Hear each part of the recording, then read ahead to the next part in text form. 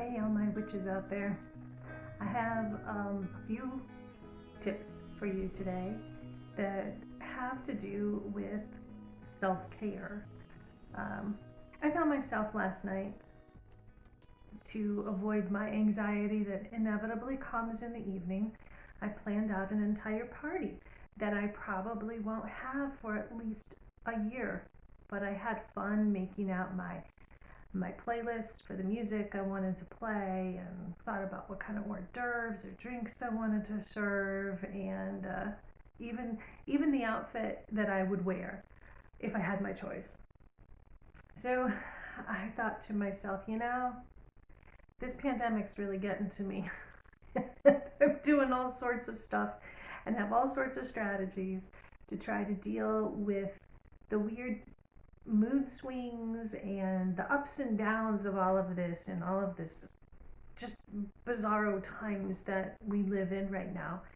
And I do think that when you are a more magical person, you tend to be a little more empathetic, and all of these things that are going on around us, not only what's going on within us, it piles on and it wears us down, and it can be really difficult to deal with sometimes.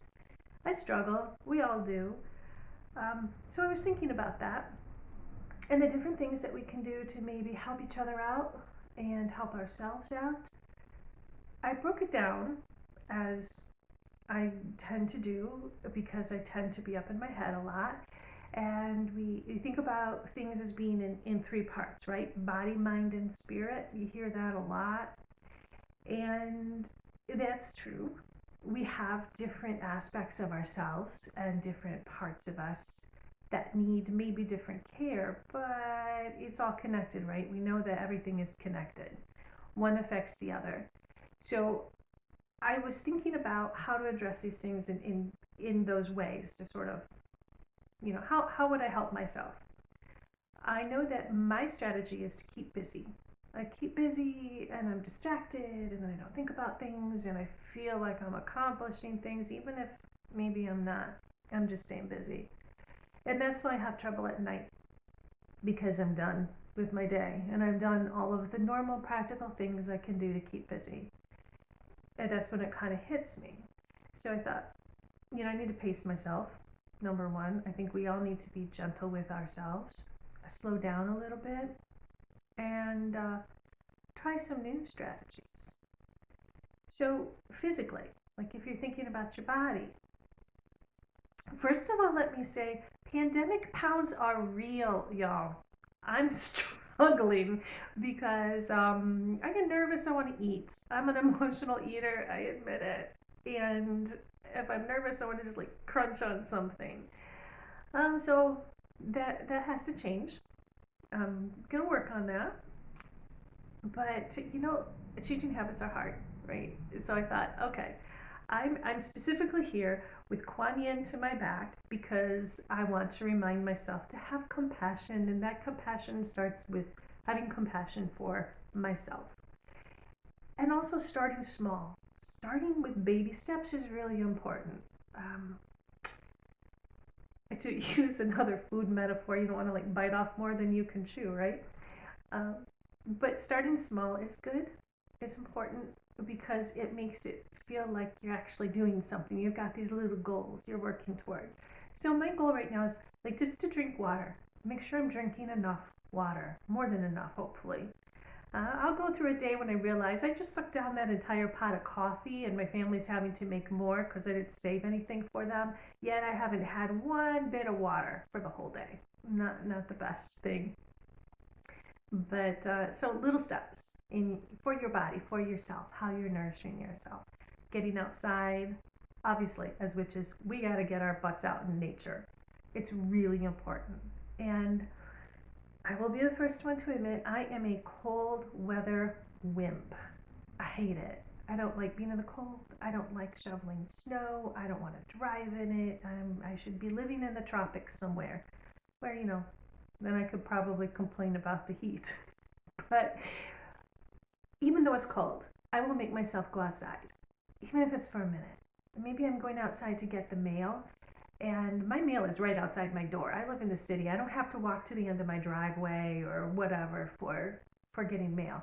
So I will just stand there, just breathe a little bit, feel the cold, appreciate it, get in touch with it a little, and then race back inside and get warm again. But even those small amounts of time, just a minute, 30 seconds, whatever it might be, to get some fresh air has really helped me. It clears the cobwebs, so to speak. So do what you can to nurture yourself, obviously on a physical level.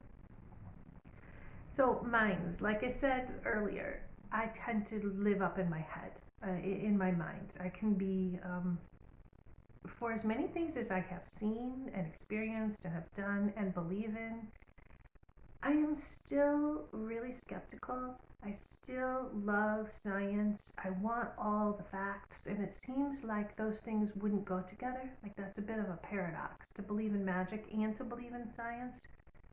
For me, they support one another. So it's not something that contradicts one another. But given that and my tendencies, I think I do that to stay safe. You know, you feel more secure if it's like in your head and things are logical or things are practical or whatever it could be. It does, I think, offer a sense of control. So get outside of our heads, right? That's got to be a good thing. And we hear the word mindfulness a lot. I think that that has a lot of value. I tend to think of mindlessness having a lot of value too. I'm not always good with the meditations. I'm not very good with maybe the mindfulness all the time. It takes practice. It's a good thing to practice. But for me, and it might help you, mindlessness has been really helpful. Watching a mindless TV show, watching, listening to mindless music, like maybe lo-fi. I like lo-fi because it's just sort of, you don't think when you're hearing it. You get to just escape the mind. Whatever the things might work for you. Sometimes, though, just lighting a candle, sitting in the quiet, and again, short period of time, just by yourself, being quiet and practicing mindlessness. Sounds weird, but it tends to work for me and might work for you too. The emotional part, of course, is all connected, but I think when we talk about like body, mind, and spirit, the spirit, hey, we're witches, right? The spirit of the thing is what really connects us all together and connects all of our bodies together.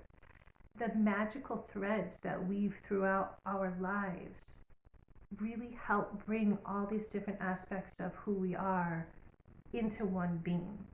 So practice your magic. I think that has helped me more than anything is to remember to practice my magic. And that can be whatever that is for you. It's going to be different for everyone, but perhaps there's a modality you've always wanted to look into and learn about. But here's the thing, don't just read about it, do it. Don't go back into your head and learn facts and write notes. Do it, practice it, like get your hands into it, get dirty with it, get into it and make it real. Maybe it's a new divination method that you've wanted to try. Could be anything like that. I think something that will help us all out, though, quite a bit is keeping an altar. So 2 altars. I want you to keep 2 altars. One is on a shelf, on your nightstand, on a dresser, wherever you want to put this, in your kitchen. Do it in the place where it reminds you of your magical self. It reminds you to get outside of yourself. So you're offering to a deity, maybe. Maybe you're talking to your family. Could be whatever works for you. But keep an altar because it's that physical reminder outside of yourself of the magical being that you are. The second altar I want you to think about is you. You are the altar. Think of yourself as the altar. In our house, My husband and I strive to make our entire house an altar. We think about this in every room that we're working in, everything that we're doing, it has a meaning. As random as maybe we seem sometimes, it's not random. It's not at all. It's carefully thought out and planned and then put into motion. And surrounding ourselves with living altars and the physical space that we're in as an altar is a constant reminder and keeps us a little more balanced, I believe. But you have your separate altar out there, like your candles, your flowers, your food, or whatever you want to put on it, whoever you're working with, do that. But then think of yourself as an altar. So if you are the altar, what are you going to offer yourself? How are you feeding yourself? What are you taking care of? What aspect of you do you want to have manifest in your life? So those are the things that you will then give to yourself so that you can get that back out again. If you're the altar, what are you offering to yourself? And likewise, if you're the deity, if you're the god, if you're the goddess, then think about how that changes your choices you make, how that changes your interactions with other people, but most importantly, how does that change your interaction with yourself? The thoughts that you have and the conversations that you hold when you're talking to yourself, the language that you use to yourself. Remember to have compassion. Remember to take it slowly, but flip the script on some of those things. Bring the magic into your life. It's easy to get lost in the everyday practical world that you have to live in. So don't forget to go back to your magic and practice it and live it and incorporate that and bring everything around again so that all your bodies, your mind, your spirits, your emotions, the common thread that runs through all of those things is that magical, energetic thread. Take care of it. Take care of yourself. Know that we're all in it together. I'm thinking of you, and we're going to get through this. I know it gets better.